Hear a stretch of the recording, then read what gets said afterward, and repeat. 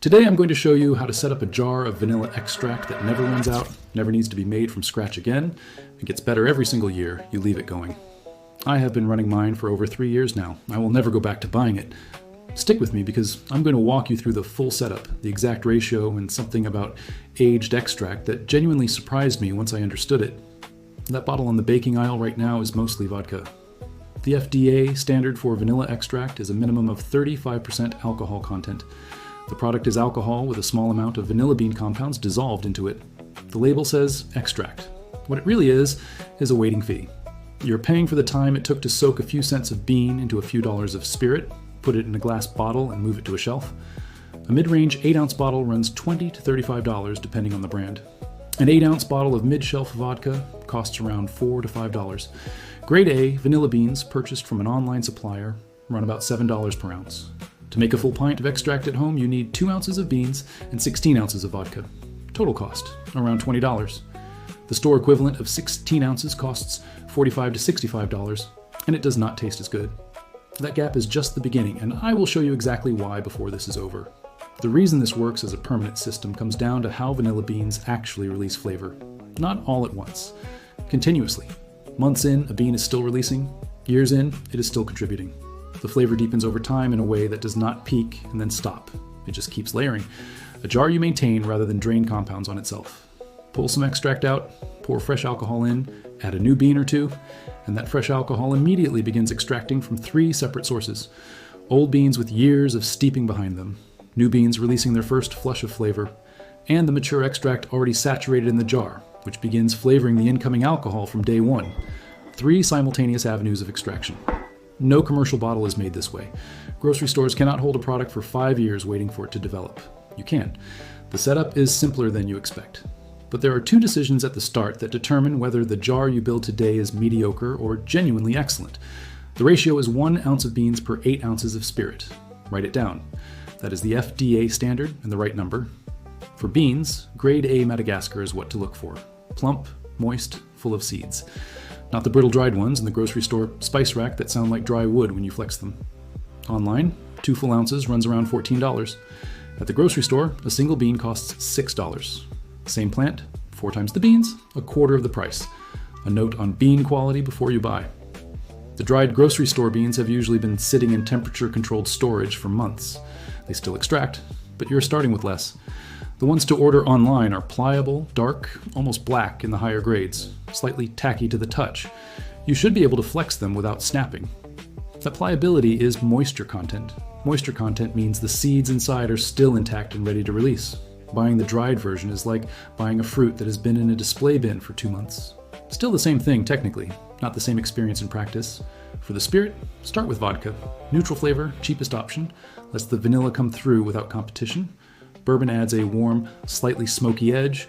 Rum goes darker and picks up a caramel quality. Whatever you use, it needs to be at least 35% ABV, which is standard 70 proof available at any grocery store. Do not go below that. Vanilla beans contain both alcohol-soluble and water-soluble flavor compounds, and you need both the alcohol and the water in the spirit to extract them properly. Drop below 35%, and the extraction is incomplete regardless of how long you wait. Split the beans before they go in. Run a knife along the length of each one. You are not cutting it in half. You are opening it to expose the seeds inside, which carry most of the concentrated flavor. An unsplit bean extracts eventually, just much slower.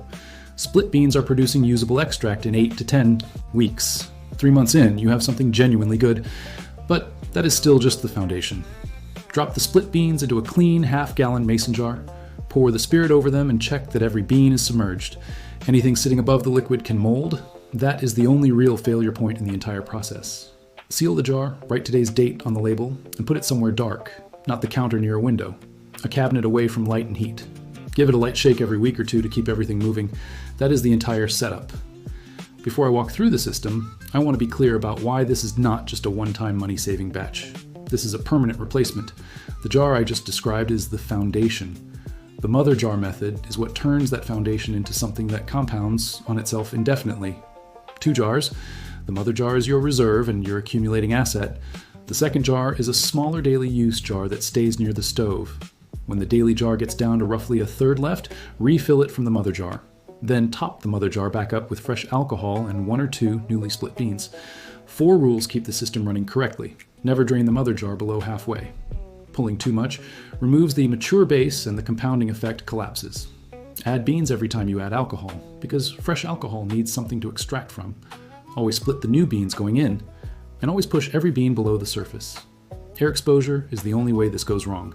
A bean in the mother jar does not go bad. Alcohol preserves it almost indefinitely. A bean sitting in alcohol for 2 years is still contributing flavor, just more quietly than a fresh one. You will know a bean is spent when you pull it, squeeze it, and nothing comes out. No oil, no color, no seeds remaining. At that point it can stay in or come out. It makes no difference. There's no rush to audit the jar looking for spent beans. A spent bean in alcohol will not spoil. Leave it until it is convenient. The only thing that needs regular attention is making sure the jar never drops below half. Now, the detail that changed how I think about this: a mother jar running for 4 or 5 years produces an extract that does not exist in any commercial product. Multi-year extraction depth cannot be bottled and sold through retail.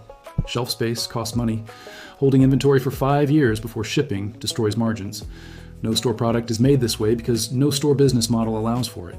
That level of extract lives exclusively in home kitchens. Yours, once you set one up. The chemistry works in your favor precisely because you never start over. Commercial products begin fresh every batch. Your jar never does. Mine runs vodka as the base mother jar and a separate smaller bourbon jar for baking specifically. 2 different flavor profiles, almost 0 ongoing cost. A splash of spirit and a new split bean every couple of months. That is the full maintenance schedule. Set one up this week. 3 months from now, you have extract. A year from now, you have something better than the store version.